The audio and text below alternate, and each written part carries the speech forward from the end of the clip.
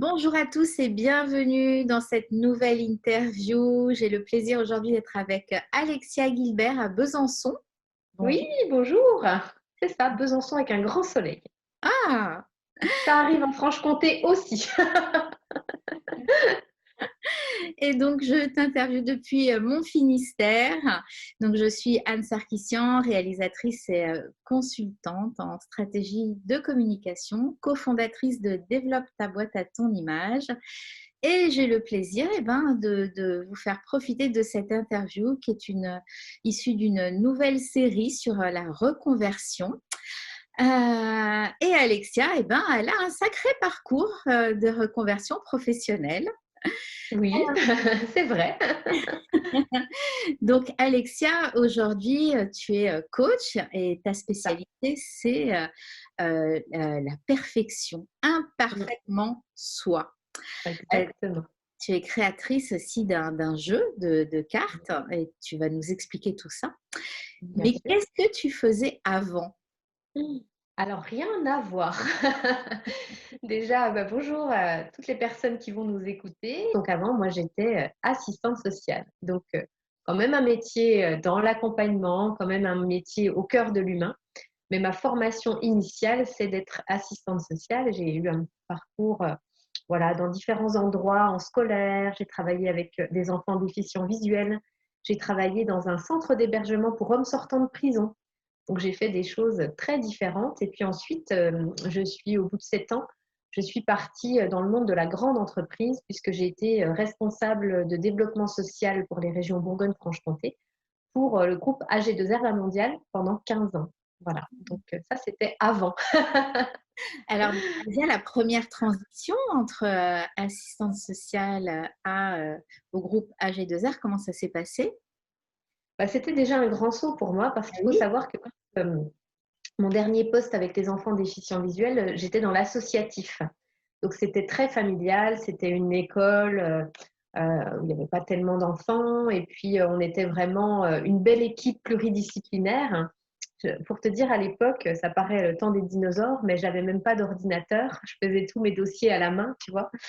Et d'un coup, j'ai eu envie de changement parce que j'avais un petit peu fait le tour. Au bout de 7 ans, j'avais fait le tour de mon poste. Et donc, j'étais tombée sur une annonce par hasard, entre guillemets, qui demandait voilà, responsable de développement social. Puis je me suis dit, oh, pourquoi pas. Et déjà là, je me souviens, je reçois la convocation pour le poste parce que ma candidature avait plu. Et j'étais convoquée à Paris, à Levallois-Perret. Alors, tu sais, déjà, rien que ça, tu as un entretien d'embauche, mais c'est pas à Besançon, non, il faut aller à Paris pour ton entretien. Et déjà ça, je me souviens que c'était assez impressionnant. Et puis après, le changement a été énorme puisque je suis passée à une grosse entreprise, AG2R La Mondiale. Il y a 11 500 salariés sur toute la France. Donc le gap a été très, très important.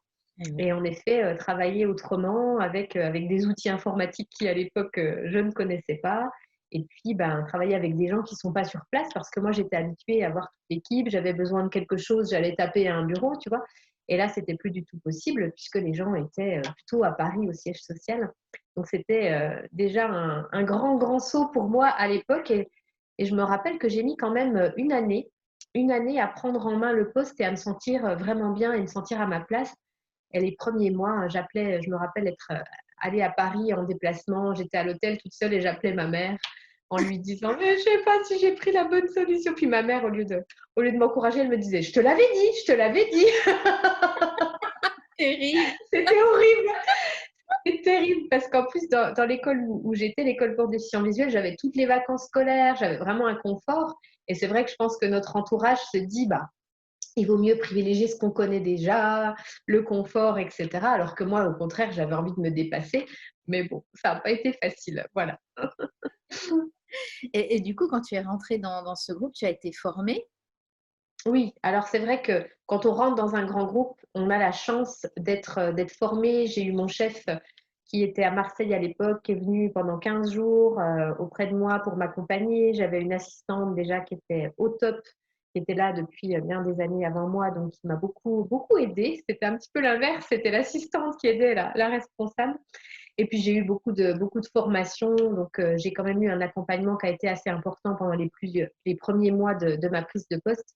Et ça m'a bien aidé. Et puis après, j'ai créé un réseau partenarial assez important. Alors, ce qui est chouette, c'est que moi, j'ai toujours eu la chance, alors je ne sais pas si c'est une chance ou pas, mais je le prends comme ça, de, de rester sur Besançon, de trouver du boulot sur Besançon. Et du coup, j'ai un réseau qui est assez important. Et ça m'a beaucoup, beaucoup aidé dans ma prise de poste et dans le développement de ce que j'avais à faire. J'avais un réseau sur lequel je pouvais compter au niveau des partenaires qui m'accompagnaient. Donc ça, c'était vraiment chouette. Voilà. Et alors, qu'est-ce qui s'est passé après? Alors, l'histoire est un petit peu... On dispose de combien de temps? Non, je vais essayer de faire court et synthétique. Ce qui s'est passé, c'est qu'il y a eu deux choses. Il y a eu... en fait, je dis j'étais chez AG2R La Mondiale, mais à la base, quand je suis entrée dans le groupe, c'était Réunica. Et Réunica, au 1er janvier 2015, a été racheté par AG2R La Mondiale. Donc, on a changé de paradigme, on a changé de responsable. Et puis, surtout, les équipes AG2R ont rencontré les équipes Réunica et il y avait beaucoup de doublons sur le territoire. Et moi, j'avais une homologue avec qui je m'entendais très bien d'ailleurs, mais qui faisait exactement la même chose que moi sur le même territoire. Donc, on en a choisi une des deux pour changer de poste et ça a été moi. Et moi, on m'a mis sur un autre poste d'animation réseau au niveau national, qui, cela dit, était très intéressant. Mais moi, je ne m'y retrouvais pas du tout à ce moment-là. Ça n'avait pas de sens pour moi. J'aimais tellement mon boulot, tellement ce que je faisais depuis 15 ans. J'avais justement tellement développé des beaux partenariats avec des beaux projets que j'ai eu beaucoup de mal à quitter ça et à m'investir dans le nouveau travail que l'on me proposait, le nouveau poste. Et puis parallèlement, j'ai divorcé. En fait, j'ai quitté mon mari, ma maison. Donc c'est comme si mes deux piliers de vie principaux, professionnels et personnels, s'écroulaient en même temps. Donc ça, on était en janvier 2015. Et là, je me suis dit, mais qu'est-ce qui a du sens dans ma vie? Tu sais, j'avais 43 ans à ce moment-là. Et qu'est-ce que j'ai envie de faire? Je me retrouve toute seule dans mon appart. Ma fille part faire ses études à Lyon. J'ai plus d'enfants à la maison. Le boulot, c'est plus ça. Mais je ne savais plus où j'allais. C'est comme si j'avais totalement perdu tous mes repères, totalement perdu ma boussole. Et là, ça a été une période vraiment très, très compliquée pour moi où je suis descendue très bas, Ah ouais. très, très bas. Et Et là, je dirais que oui. tu t'es fait accompagner quand tu étais dans... Ouais, voilà, j'allais dire, je dirais qu'on a deux choix à ce moment-là. C'est soit on continue à se laisser couler, hein, ou soit on se dit, bon, j'ai envie de rebondir, je ne sais encore pas comment. Et comme je le dis souvent à ce moment-là de ma vie, au niveau du développement personnel, pour moi, c'était niveau zéro. Je n'y connaissais rien, je n'en avais jamais entendu parler, je ne savais pas ce que c'était, hein, vraiment. Et petit à petit, par des rencontres que la vie m'a mises sur mon chemin, j'ai commencé à m'ouvrir à ça, à m'ouvrir à quelque chose d'un peu plus grand, à m'ouvrir sur ce qui faisait sens dans ma vie. Et j'ai fait beaucoup, beaucoup, beaucoup d'accompagnement. C'est vrai que j'ai beaucoup investi en moi. Donc, j'ai commencé par les soins énergétiques. Ça m'a beaucoup aidé. J'ai découvert le Reiki auquel je me suis formée ensuite. Et puis, ça a été une succession de rencontres avec une kinésiologue qui m'a pas mal ouvert les yeux sur ma responsabilité, la responsabilité que je pouvais prendre dans ma vie. C'est-à-dire, OK, tu as subi des choses, que ce soit au niveau professionnel ou personnel. Maintenant, qu'est-ce que tu fais pour reprendre ta responsabilité, reprendre ta vie en main et faire que ce soit autre chose maintenant? Et ça a été un gros choc pour moi parce qu'en fait, je subissais beaucoup. J'en avais pas conscience, mais je subissais beaucoup. Et là, quelqu'un me disait, OK, peut-être que tu te sens dans une cage, mais la porte, elle est ouverte. Quand est-ce que tu sors? Comment tu sors? Et quand tu sors, qu'est-ce que tu fais? Et là, il y a tellement de possibilités qui s'ouvrent à nous que je me disais, mais on ne sait rien. Et puis finalement, j'ai eu l'envie je me suis dit, bon, est-ce que je vais voir une psychologue? Puis je me suis dit, oh non, non, j'en ai déjà vu pas mal et j'ai pas envie de recommencer ça. Mais par contre, j'ai rencontré une coach. Et là, ça a été une vraie révélation où je me suis dit, oh, mais ce qu'elle fait, c'est génial. C'est ce que je fais spontanément depuis des années, à la fois dans mon métier, mais aussi avec mes copines. Et en fait, on peut être formé pour ce métier-là et on peut être payé pour ce métier-là. Donc ça a été une vraie découverte. Et je me suis dit, tiens, comme je m'ennuie dans mon boulot, que ça ne fait pas sens pour moi, je vais demander une formation. À l'époque, j'ai eu tous les financements par Uniformation et je suis rentrée dans une école de coaching à Paris. Et là, ça a été la révélation.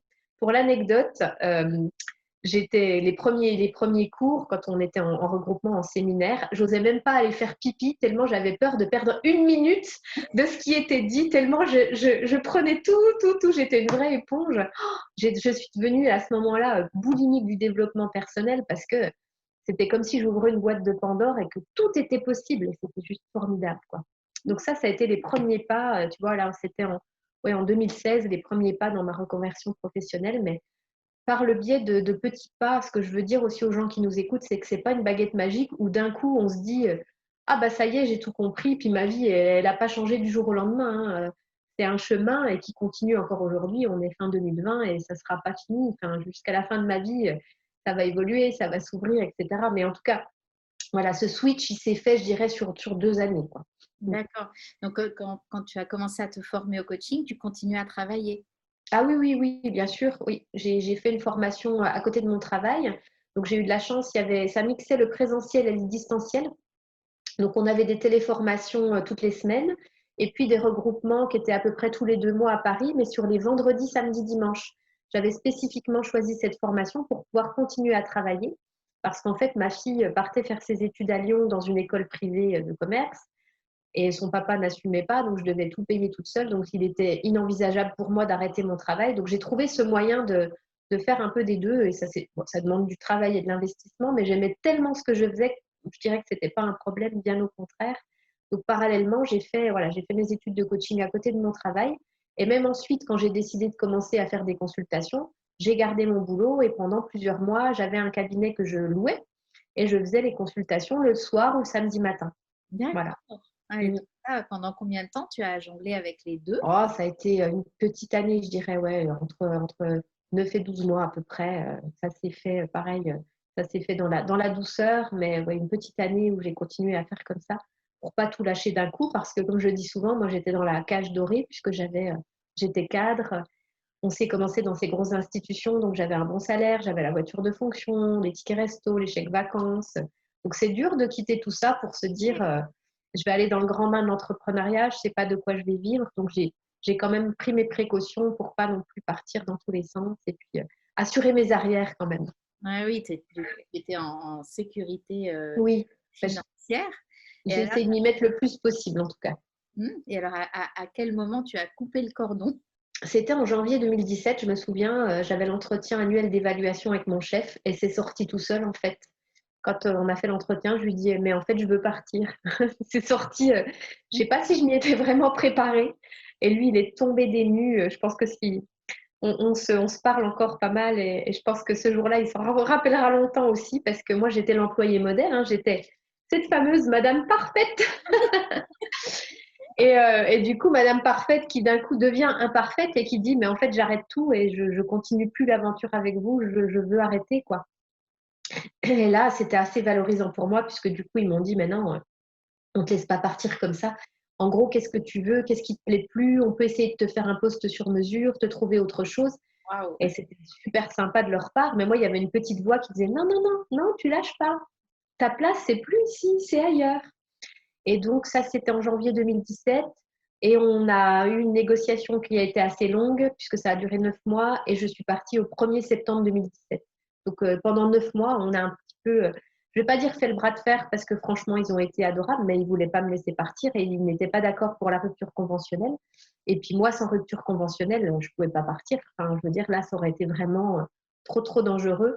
Et donc, pendant 9 mois, il y a eu des négociations, il y a eu des rendez-vous à Paris, il y a eu différentes rencontres avec différents niveaux de chefs, le N+1, N+2, N+3. Et moi, j'avais toujours le même discours à dire non, je veux partir, je veux partir. Et puis, on s'est mis d'accord, donc c'était au mois d'août, à peu près août 2017. Et puis, je suis partie en septembre avec une rupture conventionnelle. Je les remercie parce que c'est vrai que sans ça, je pense que ça aurait été vraiment compliqué. Et j'ai eu droit à Pôle emploi pendant 2 ans. Donc, ça m'a laissé le temps de développer mon entreprise et mon activité, savoir où je voulais aller et d'être à peu près en sécurité, quoi. Eh oui. Et alors, du coup, toi, si mes souvenirs sont bons, quand tu as commencé à avoir ta clientèle et tu étais en portage salarial. Oui, c'est ça. Je suis partie donc chez Copilote, qui fait partie du réseau Coopérer pour entreprendre, pardon. Et c'est une coopérative de portage salarial et ça m'a beaucoup aidée. Je le conseille pour les personnes qui se lancent parce que la micro-entreprise, ça me faisait un petit peu peur. J'ai commencé en micro-entreprise quand je l'ai fait à côté de mon travail parce que c'était le plus simple en fait. Et puis après, quand vraiment je suis partie, j'ai quitté G2R Mondial et que je suis partie pour travailler uniquement dans mon entreprise, j'ai choisi le portage salarial. C'est un peu une couveuse, j'aime bien ce mot parce qu'on prend soin de nous. On fait partie d'une promotion. Donc, j'ai rencontré plein d'entrepreneurs, entrepreneuses qui faisaient des choses très différentes de moi, mais avec lesquelles on est toujours en contact aujourd'hui. On s'est aidés, on s'est soutenus, on a grandi ensemble, on a les idées des autres. Il y a les petits déj, donc voilà, le matin, quand on se sent un petit peu seul, bon, il n'y avait pas la Covid et le confinement, mais on pouvait se retrouver, prendre un café. Et puis surtout, en portage salarial, on a un consultant qui nous accompagne dans les différents moments stratégiques de notre entreprise, de son développement. Et du coup, c'était hyper sécurisant pour moi et ça m'a beaucoup, beaucoup aidé.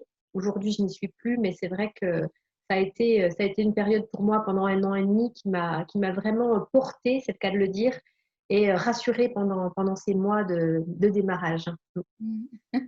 Donc, on l'entend bien. Toi, tu avais vraiment besoin d'être rassurée, d'avoir Oui, oui, besoin d'être complètement. en Ouais, sécurité. Du coup, tout s'est fait tranquillement, en douceur. exactement. Et donc, à quel moment tu as pu vivre de ta nouvelle activité? Je dirais que c'est quand Pôle emploi s'est arrêté. Parce que quelque part, quand on a toujours cette indemnité, qui est géniale, hein, et on se dit, bah, il y a ce matelas de sécurité, puis finalement, OK, même si je ne fais pas tant de clients, bah, ça rentre quand même. Et puis quand que tu vois sur tes relevés que ça diminue le nombre de mois, que finalement tu es bientôt à la fin, et je dirais que oui, au bout des 2 ans, vraiment, quand Pôle emploi s'est arrêté, là, j'ai confronté le vide. Et tu parles de l'assurance dont j'avais besoin, bah là, il n'y avait plus rien, il n'y avait plus ce matelas de sécurité. Et là, bah, tu dis, bah, ma cocotte, il faut y aller parce que là, tu n'as plus rien. C'est juste que tu vas devoir vivre vraiment de ton entreprise, tu vas devoir ramener de l'argent, ramener des clients, et là, il faut quand même te bouger les fesses et te dépasser. Et là, il y a quelque chose en toi qui te pousse encore plus fort, même si c'était bien déjà là. Et je dirais que bah, du coup, au moment où Pôle emploi s'est arrêté, ben, j'ai pu avoir des rentrées d'argent suffisantes. Et aujourd'hui, je vis, j'aime pas dire ça, mais je gagne de l'argent, Ouais. parce que je vis de toute façon, mais je gagne de l'argent suffisamment avec mon entreprise. Après, bah, tout dépend des ambitions salariales que l'on a, mais j'ai envie d'en avoir plus, bien évidemment, plus de confort pour aussi pouvoir apporter plus à mes clientes et au développement de mon entreprise. C'est Mhm. le but. Mais aujourd'hui, oui, oui, je suis uniquement avec les rentrées d'argent qui sont réalisées par mon entreprise. Alors avec des mois, des hauts, des bas, des mois plus difficiles que d'autres. Là, décembre, bah, forcément, c'est toujours un petit peu plus creux. Mais étonnamment, il y a eu le confinement, il y a eu les mois de juillet, août, et j'ai fait un très, très bon chiffre d'affaires. Donc, ça m'a aidé aussi à lâcher mes croyances sur bah, forcément en été, on ne travaille pas quand on est entrepreneur. Ben non, c'est pas vrai, parce que j'ai très bien travaillé et j'ai eu même en juillet, août un chiffre d'affaires que je n'avais jamais fait depuis le démarrage de mon entreprise. Donc voilà, ça aide à faire sauter aussi toutes nos belles croyances là-dessus. Ouais. Et alors, donc aujourd'hui, tu t'es spécialisée dans Oui. le perfectionnisme. Pourquoi? Perfectionnisme et la charge mentale. Pourquoi? Bah, j'ai un petit peu tâtonné, cherché. Je pense qu'on le fait tous et toutes quand on démarre. On a envie de faire plein de choses, on a plein de possibilités. Et puis finalement, après, on va aller dans l'entonnoir et chercher ce qui nous correspond le plus. Et pourquoi? Bah, parce que tout simplement, on enseigne ce que l'on est ou ce que l'on a transcendé, je dirais. Et moi, ce que j'ai su transcender, c'est bah, passer de Madame Parfaite à parfaitement moi. C'est-à-dire que j'étais cette femme qui était toujours d'accord pour tout, toujours parfaite, très contrôlante, etc. Et puis finalement, c'est quand j'ai mis un coup de pied dans la fourmilière et que j'ai accepté mes imperfections, accepté que je ne maîtrisais pas tout, et que j'ai pu avoir cette ouverture à moi-même, au développement personnel, me remettre au centre de ma vie. Et du coup, ce que j'ai vraiment envie de faire est d'apporter à ces femmes, parce que ma clientèle est plutôt féminine, même si bien sûr j'ai des hommes quand même, Mhm. eh bien, c'est de lâcher, je l'ai montré, lâcher cette madame parfaite. Hein, je l'ai symbolisée par les différentes poupées russes que j'aime bien, les matrioshkas. Donc, j'ai appelé celle-ci Perfecta. Après, on a Cramponia, donc celle qui est, bah, comme j'étais, dépendante affective et puis qui va rencontrer ses démons. C'est pas le plus facile. Rebellista, qui a l'ampoule qui s'allume et qui comprend qu'elle est comme dans la jungle à faire son chemin à la machette. Là, elle n'y voit pas trop clair, mais elle sait que derrière, il y a la lumière. Et puis finalement, pour arriver à la plus petite, et c'est parfaitement moi, donc c'est celle qui est au centre de sa vie, mais qui était vraiment cachée, on va dire, cachée derrière toutes les autres et dont je ne soupçonnais même plus l'existence. Donc voilà, j'aime bien accompagner les femmes avec ces différentes parts de nous-mêmes pour Ouais. arriver à la plus petite, mais finalement la plus importante et la plus impactante dans nos vies. Alors, toi qui étais très dans la sécurité, pour toi, c'était Oui. une insécurité d'aller vers être toi, dans ton toi profond. C'était C'était. complètement insécure, complètement. Bah, déjà, je savais même pas qui c'était, mon moi profond. Je l'avais déjà totalement oublié. Et puis alors là, c'était comme si j'allais vers quelqu'un que je ne connaissais pas, que je ne maîtrisais pas, mais qui c'est celle-là, cette créative, cette fille qui a envie d'être libre. Oh là là, elle me fait peur. Puis en même temps, elle m'attire énormément. Donc oui, oui, c'était complètement insécurisant. Et j'ai envie de dire insécurisant pas que pour moi, insécurisant pour mon entourage. On sait qu'on vit dans un système, hein, et quand on bouge un des engrenages, tout le reste bouge. Et ma fille, elle n'arrêtait pas de dire au début, rendez-moi ma maman. Et c'était hyper fort pour moi, hyper dur. Parce que je me disais, mais la pauvre, qu'est-ce qu'elle est en train de vivre? Qu'est-ce que je lui fais vivre? Puis elle me disait, mais je te reconnais plus, rendez-moi ma maman. Et c'était aujourd'hui, elle est heureuse de celle que je suis, elle est super fière. Mais franchement, c'était d'entendre ça pour une maman, c'était hyper difficile. Et même les cheveux, j'avais les cheveux tout courts, je me suis laissé pousser les cheveux. Il y a eu plein de choses, même physiques, qui ont changé. Et je crois qu'elle assistait à une métamorphose, mais qu'elle ne me reconnaissait plus. Et pour elle, elle se disait, mais elle va où? Parce que bah, je naviguais à vue. Hein. J'étais en effet rebellista qui était dans la jungle et qui ne voyait pas derrière ce qu'il allait avoir. Je ne savais pas, je ne pouvais pas la rassurer. Donc il a fallu quand même du temps et beaucoup d'amour et beaucoup de confiance pour arriver à là où j'en suis aujourd'hui. Et alors, c'était quand tu étais dans la jungle. Aujourd'hui, tu as un amoureux. Tu l'as trouvé dans la jungle avec ta. Ça À devait être quel un peu moment, ça. à quel moment il est arrivé? Ouais, il est arrivé quand même dans la jungle. Mais, mais ce qui est rigolo, c'est que j'avais fait une séance avec une thérapeute et elle m'avait demandé de visualiser cet amoureux. Et j'avais dit, ben voilà, je veux qu'il soit comme ça. Je voulais surtout quelqu'un de très gentil, qui puisse partager la personne que j'étais en train de devenir et qui puisse m'accompagner dans ce chemin-là. Et j'ai trouvé exactement cet amoureux-là qui croit en moi, qui est ultra gentil, qui partage, qui m'écoute. Je lui disais, on se baladait hier, et je lui disais, dis donc, tu as quand même un certain nombre d'écoutes à ton crédit parce que le pauvre, il est mon coach, il est mon tuteur, il est mon superviseur, il est mon amoureux, il est un peu tout et je pense qu'il a beaucoup de courage quand même et beaucoup de patience. Et en tout cas, ben, c'est un amoureux qui correspond à celle-ci et non plus à perfecta parce que moi je voulais correspondre à un certain modèle, à ce qu'on attendait de moi. Donc je tombais souvent, en tout cas j'ai été mariée 2 fois et mon deuxième mari était quelqu'un cadre bancaire. Donc comme je le dis, on avait la vie parfaite avec la belle maison, on avait de l'argent, etc. Et je croyais qu'on attendait ça de moi. Je projetais ça.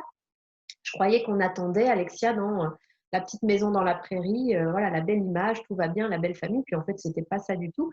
Et aujourd'hui, j'ai un amoureux qui correspond à celle que je suis, donc celle qui a envie d'être libre, celle qui a envie de vivre des aventures, celle qui a envie d'être créative, et il me suit là-dedans. Donc c'est juste extraordinaire. Mais il a fallu moi aussi lâcher cette image mentale de l'homme parfait que je m'étais projeté, quoi. Oui. Donc il y a beaucoup de choses qu'on doit laisser de côté. Bon, on embrasse Xavier au passage. Ouais. Il écoutera, il saura qu'on lui a fait une petite dédicace. Alors, il y a aussi ton jeu. Tu as créé ton jeu. Est-ce que tu nous tirerais une carte aujourd'hui Ah oui, pour voir comment, je, tu utilises ton jeu dans tes c'est coachings? ça. Je le montre déjà. Donc c'est le jeu de Madame Parfaite à parfaitement moi.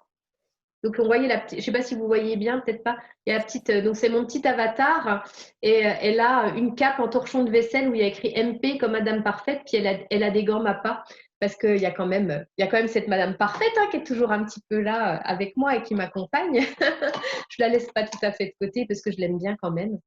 Et j'ai eu l'idée de créer ce jeu parce que moi j'utilise beaucoup des cartes oracles dans mes accompagnements, puis je me disais mais tiens il n'y a pas de jeu spécifique sur la charge mentale ou le perfectionnisme.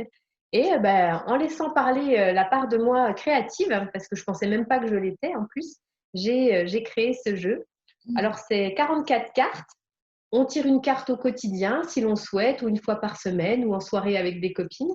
Et puis après, il y a le livret qui va avec et qui donne des explications et puis un défi. Donc, si vous voulez, je tire une carte, la carte du jour. Mais oui. Ah, j'aime bien celle-là. Donc, c'est les jeux doigts. Je dois. Voilà, je dois. Donc, c'est la petite madame parfaite. Elle a une liste, elle a le panier de linge sous le bras, elle a une petite brosse à récurer sous le pied. Et donc, elle dit, j'essaie d'éliminer de mon vocabulaire les il faut et les je dois. Je pense que ça va parler à beaucoup de monde et on en est souvent rempli. Donc, je vais juste peut-être pas lire tout le résumé, mais lire au moins le petit défi. Je te propose de remplacer les je n'ai pas envie de, faire le ménage, les courses, etc., par j'ai envie que ma maison soit propre, de préparer un bon repas, etc. Alors tu tentes.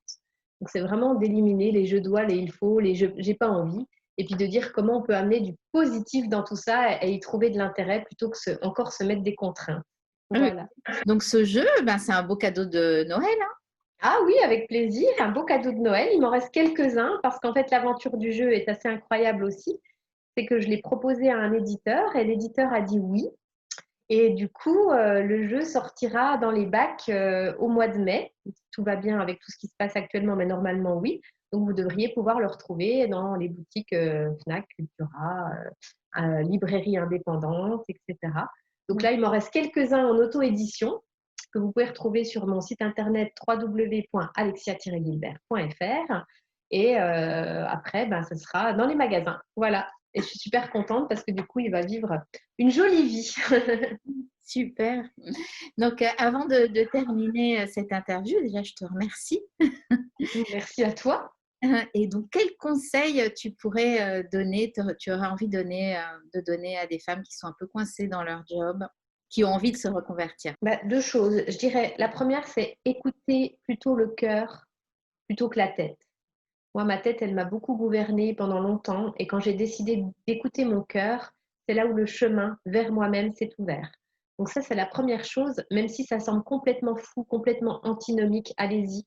C'est vraiment la part de vous la plus profonde et la plus alignée qui est en train de vous parler. Et la deuxième chose, c'est que moi, ce qui m'a aidée et ce qui m'a sauvée, ce sont les accompagnements. Je ne sais pas combien j'ai investi dans des accompagnements, dans des stages. Et tu as fait partie de mes belles rencontres, Anne, et je t'en remercie parce que on a fait un sacré boulot toutes les deux. Et enfin, ça ne sera pas le lieu d'en parler là, mais tu sais à quel point j'ai évolué grâce à toi. Donc un grand merci. Et ça, ça n'a pas de prix, même si financièrement vous dites c'est peut-être un peu difficile. C'est difficile de se coacher soi-même et on a besoin d'un regard extérieur. Et moi, ce sont les accompagnements que je continue d'ailleurs, hein, qui m'ont permis de cranter, d'évoluer et de passer des caps. Donc, écoutez votre cœur et faites-vous accompagner, voilà, par les bonnes personnes. Alors, pour ceux qui ne savent pas comment écouter leur cœur, hein, qui sont au niveau zéro comme tu étais, comment on fait pour écouter son cœur? Ben, on essaie déjà de débrancher la tête, c'est pas toujours le plus évident. Et puis, c'est vraiment aller prendre du temps pour soi. Moi, j'aime bien aller marcher dans la nature, aller là où on n'est pas trop pollué par les commentaires des gens, leurs conseils, etc. Et essayer d'aller à l'intérieur de soi, peut-être par une méditation, le silence, et d'écouter la petite voix, celle qu'on essaie de faire taire, hein, quand on se dit ah non, elle dit n'importe quoi. Ben, si celle qui vient, c'est celle qui vient en premier et qui vous donne ce petit conseil que souvent on a envie de mettre de côté et pourtant c'est juste, quoi. Mais être dans le silence, dans la nature, dans le retour à soi, c'est important parce qu'on ne peut pas écouter son intuition et sa petite voix quand on est embrouillé par plein d'idées, plein de choses qui sont polluantes autour de nous. Je pense que comme moi, c'est ma méthode pour le faire. Ok, une bonne Voilà. balade en nature et puis après, on entend ce qui vient. Oui, puis écrire aussi, des fois l'écriture intuitive, ça peut aider, écrire ce qui vient et puis on est surpris de ce qu'on a écrit finalement. Eh ben, merci beaucoup. Mais avec grand plaisir, merci. Et puis, si les personnes ont envie d'en savoir un peu plus ou de poursuivre cette conversation, c'est avec plaisir que je réponds aux messages, aux mails, ce que vous souhaitez. Voilà. Je vais mettre toutes tes infos sous la vidéo. Et ben, merci d'avoir partagé Merci. ce parcours avec nous. Puis moi, je te souhaite une super évolution. Je sais que voilà, le chemin est en route et puis ça continue. Tu évolues sans cesse, tu te renouvelles, tu te réinventes sans cesse. C'est ça. Et c'est parfait. Exactement. Merci beaucoup en tout cas. Eh ben, au revoir à tous. Merci de nous avoir suivis. Et puis pour retrouver Alexia, il y a toutes les infos sous la vidéo. À bientôt. Merci. Bye bye. Bye.